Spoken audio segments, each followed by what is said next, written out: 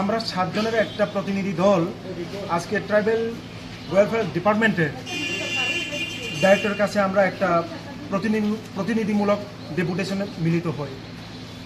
আমরা মূলত একটা পয়েন্ট ডিমান্ডকেই গুরুত্ব দিয়ে এখানে আমরা আজকে মিলিত হয়েছি।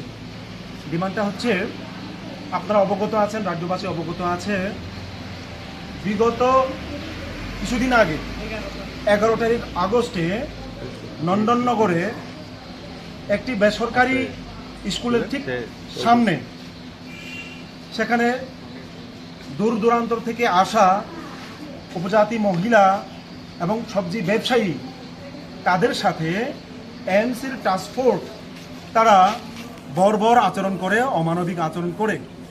আমরা দেখেছি এর আগেও বহুবার এই ধরনের ঘটনা আমাদের নজরে এসছে, রাজ্যবাসীর নজরে এসছে। আপনারা মিডিয়ার লোক, আপনারাও কাভারেজ করেছেন। তো আমরা এখানে এসছি, এরকম তো চলতে দেওয়া যায় না। এটা শুধু নন্দননগরের ঘটনা না, অভয়নগর সবজি বাজার, লেক চমিনি সবজি বাজার, আপনার কাইপেং বাজারের সবজি বাজার, আরও রাজ্যের নানা জায়গায় এরকম উচ্ছেদ অভিযান আমরা লক্ষ্য করেছি, যেটা খুবই অমানবিক উপায়ে তারা উইদাউট প্রায়র ইনফরমেশন এএমসি কর্তৃক এরকম ঘটনা ঘটানো হয়েছে।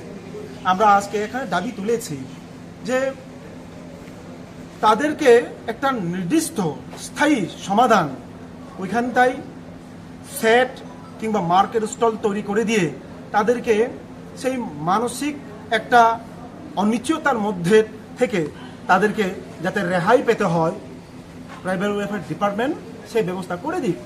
এবং আমাদের ডাইরেক্টর সাহেব আজকে আমরা সাক্ষাৎকালীন সময় উনিও আমাদেরকে বলেছেন, ট্রাইবাল ওয়েলফেয়ার ডিপার্টমেন্টের কোনো অর্থের অভাব নেই, এএমসির সাথে কথা বলে তারা বিষয়টি সিদ্ধান্ত নেবেন।